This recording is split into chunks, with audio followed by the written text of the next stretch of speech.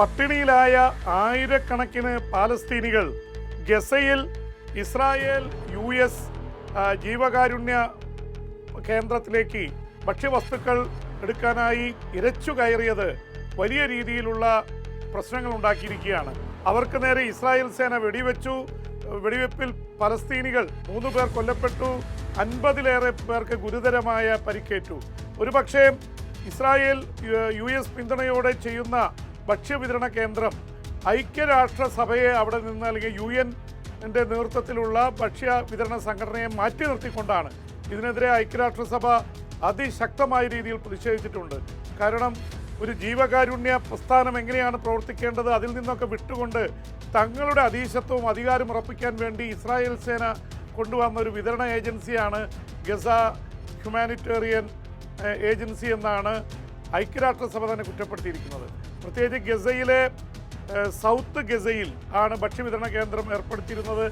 20 ലക്ഷത്തോളം പലസ്തീനികൾ ഗസയിൽ പട്ടിണിയിലാണ്. ഒരുപാട് പേർ മരിച്ചു. ഏതാണ്ട് 400ഓളം പേർ പട്ടിണി മരണം സംഭവിച്ചു എന്നാണ് പറയുന്നത്. കുട്ടികൾ ഒരുപാട് പേര് ഭക്ഷണം കിട്ടാതെ മരണത്തിൻ്റെ വക്കിലാണ്. അതിനിടയിലാണ് ഇസ്രായേൽ ഈ ഭക്ഷണം വിതരണം ചെയ്യുന്ന ട്രക്കുകൾ പിടിച്ചെടുത്ത് അവരുടെ നിയന്ത്രണത്തിൽ ഭക്ഷണം കൊടുക്കുന്നത്.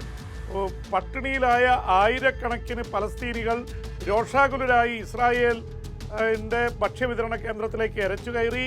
അവിടെ ഭക്ഷണം എടുത്തുകൊണ്ട് ഒരുപാട് പേർ പോയി. അതിനിടയിൽ ഇസ്രായേൽ സൈന്യം വെടിവെച്ചപ്പോഴാണ് 3 പേർ കൊല്ലപ്പെട്ടത്. അത്രയും രൂക്ഷമായിരിക്കുന്നു ഗസയിലെ പട്ടിണി. അപ്പോൾ പട്ടിണി ഒരു ആയുധമായി ഇസ്രായേൽ ഉപയോഗിക്കുന്നുവെന്നാണ് ഐക്യരാഷ്ട്രസഭ അതിൻ്റെ ജീവകാരുണ്യ സംഘടനകൾ ആരോപിക്കുന്നത്. ഇസ്രായേൽ കൂസുന്നില്ല.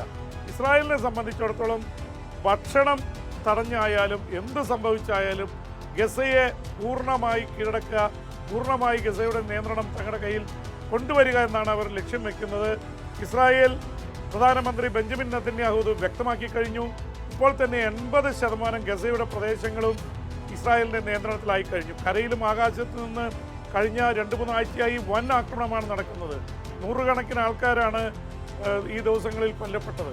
അതുകൊണ്ട് തന്നെ കഴിഞ്ഞ ഒരു 2 ആഴ്ചയ്ക്കുള്ളിൽ 1000-ലേറെ പേർ ഇസ്രായേലി ആക്രമണത്തിൽ കൊല്ലപ്പെട്ടിട്ടുണ്ട്.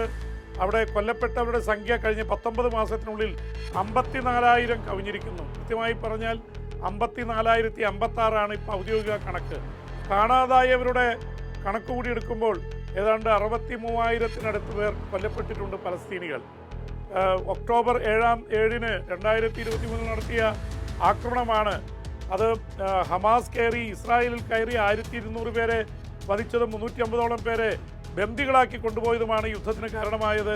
അതിന് സ്വാഭാവികമായിട്ടും ഹമാസ് നടത്തിയ ഒരു നീക്കത്തിന് വലിയ രാഷ്ട്രീയ പ്രാധാന്യം കൽപ്പിക്കപ്പെടുന്നുണ്ട്. ഇസ്രായേലും സൗദി അറേബ്യയും തമ്മിൽ അബ്രഹാം കരാറിൽ ഒപ്പിടാൻ നിൽക്കുമ്പോഴാണ് അത് തകർക്കാൻ വേണ്ടിയാണ് ഹമാസ് ഇസ്രായേലിലേക്ക് കയറിയത് എന്നാണ് ഇപ്പോൾ വിശദീകരണങ്ങൾ വരുന്നത്.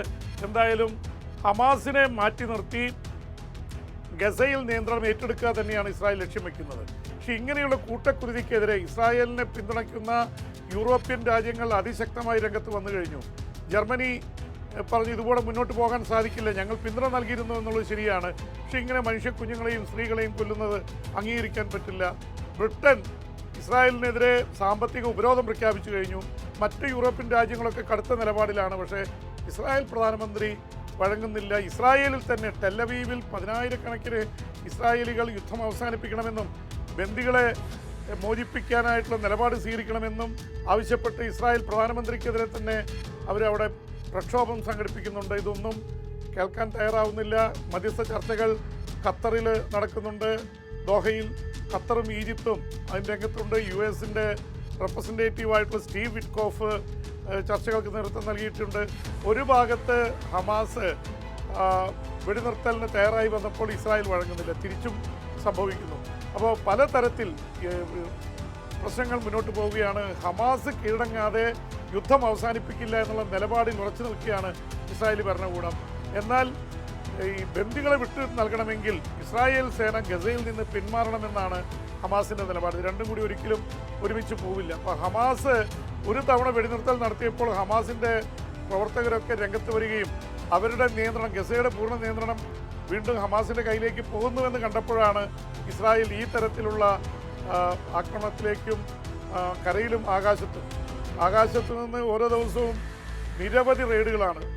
സ്കൂളുകളിൽ, ദുരിതാശ്വാസ ക്യാമ്പുകളിൽ, ആശുപത്രികളിലൊക്കെ നിരന്തരമായ ആക്രമണമാണ്. കഴിഞ്ഞ ദിവസമാണ് അവിടുത്തെ നാസർ ഹോസ്പിറ്റലിൽ ജോലി ചെയ്യുന്ന അല അൽ നജാർ എന്ന വനിതാ ഡോക്ടറുടെ 9 മക്കൾ, 10 പേരിൽ 9 മക്കൾ ഇസ്രായേലി മിസൈൽ ആക്രമണത്തിൽ കൊല്ലപ്പെട്ടത്. അവരുടെ ഭർത്താവ് ഹംദി നജാർ ഗുരുതരാവസ്ഥയിൽ ആശുപത്രിയിൽ കഴിയുകയാണ്.